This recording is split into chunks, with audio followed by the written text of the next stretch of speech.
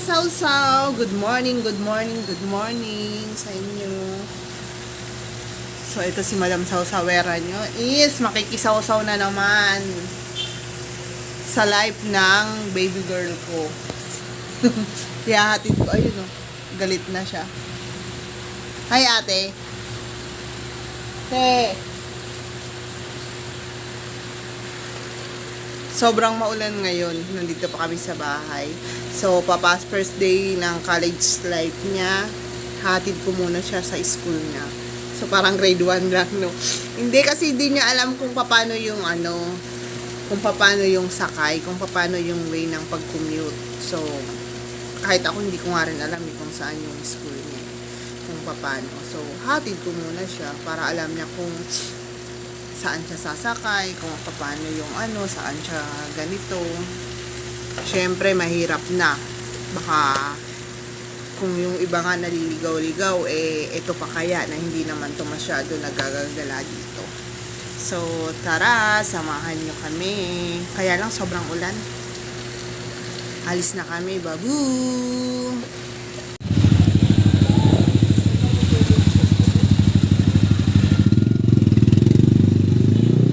Ganyang kahirap sumakay, di ba?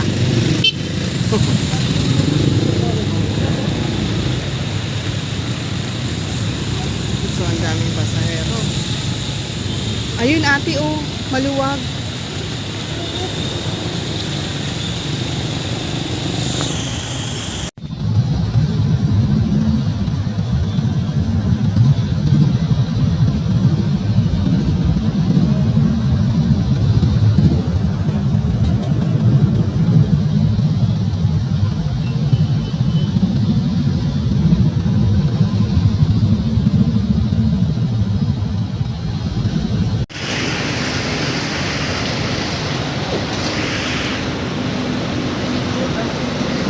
Tayo sa tulo.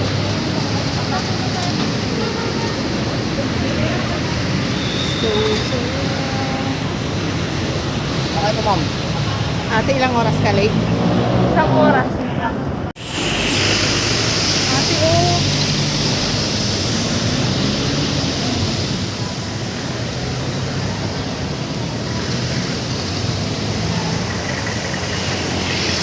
Ate, nalayo pa ng nilakaran atin. Dapat dun lang, oh. Ayan na si Papa.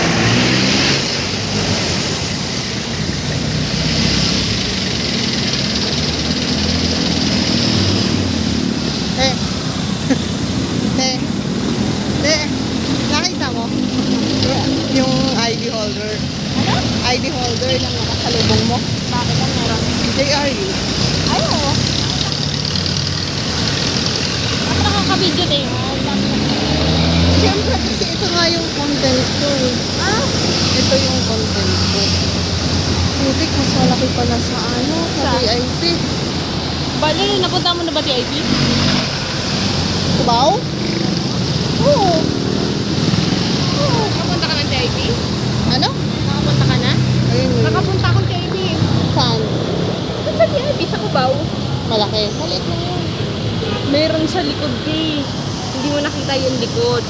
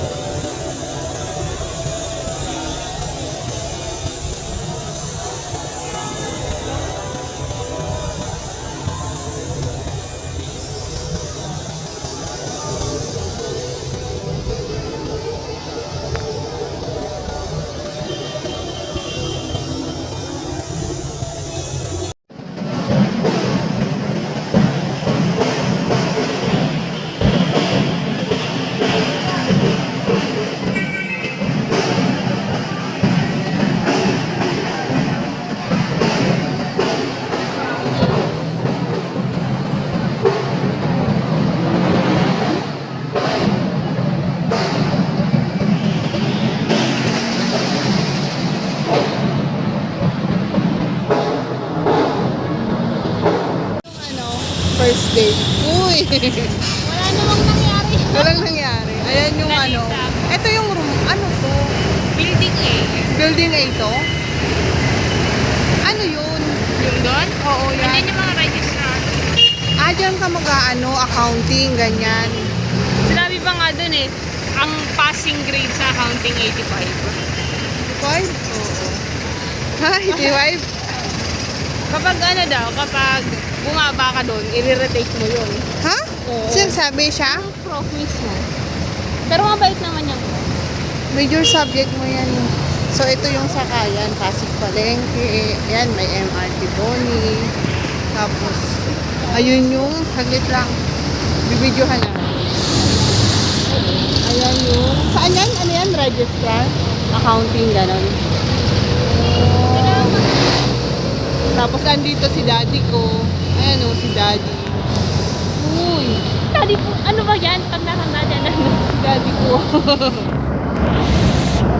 Yan o. So, ayan. Mag-iba pala yung sa elementary eh. Iba, pati ang high school. Ibang gate din. So, ayan siya kung gaano siya malaki. Silat ang video ko. Ayan mo na yan. Ayan. Hanggang doon. Tapos, ayan. Ito yung sakayan paglabas niya. Ate, kumusta? Okay lang?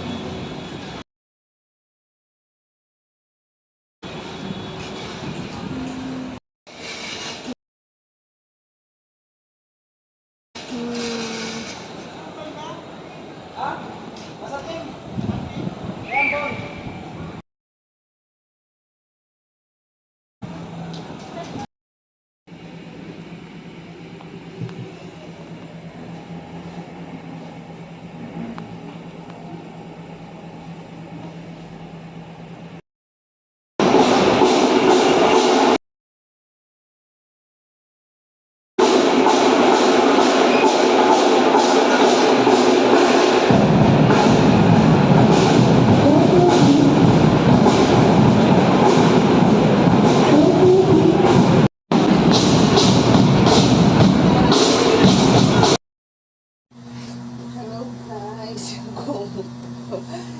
So, kauuwi ko lang galing sa school ng panganay ko. So,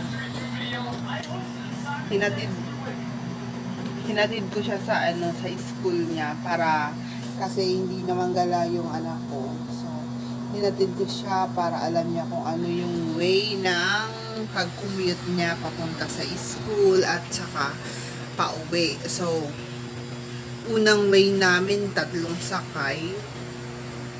Medyo malayo pa yung maglalakad. So, naghanap-hanap ako ng mas magandang way na pag-commute niya. So, ang mas easiest way na pag-commute niya is 2 sakay lang. Paglabas ng school niya, doon na nadaan yung jeep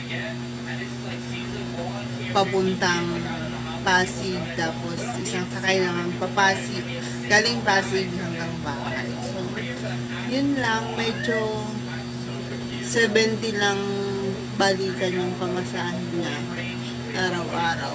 So, pwede na yung 100 maon araw-araw. May 30 pesos pa pambili ng ice candy. Diba? Ice candy lang tayo. Kinawawa yung anak ko. So, yun lang, basta maganda rin yung school na pasukan niya. Medyo sad nga lang kasi hindi kami nakapasok sa yung pinag-examan niya sa UP tsaka sa PUP. So, hindi pala nag-exam, nag-apply kasi PUP tsaka UP, walang exam, walang entrance exam. So, bali, nag-apply lang based sa average mo. Public kami. Di ba pag galing ng mga private school, ang tataas magbigay ng grade pag private. So, talo kami doon. Kaya, waitlist stage siya sa PUP. Hindi na rin ako nag-antay kasi hindi ko naman sigurado kung magkakaroon siya ng slot sa PUP. Kaya pinag-enroll ko na lang siya sa sa private school. So, heavy bombers. So, alam niyo na kung ano yung heavy bombers. Kung may ano ba? Ano ba yung mga UP Maroon? May Tiger. Siya, heavy bombers. So, alam ko naman magiging sulit yung pagod ko sa tuition o lahat. Basta gagawin ko lahat para makapag tuition siya. Nagbebenta ako ng organ choke. So, thank you. Share ko lang kung paano maghapon din ako parang grade 1 lang, no, yung papasok sa school. Hinatid ko sa school muna niya. Salamat sa pakikinig na naman sa kadaldalan ko. Bye. Please watch nyo naman please watch and subscribe naman sa account ko. Thank you. Bye-bye.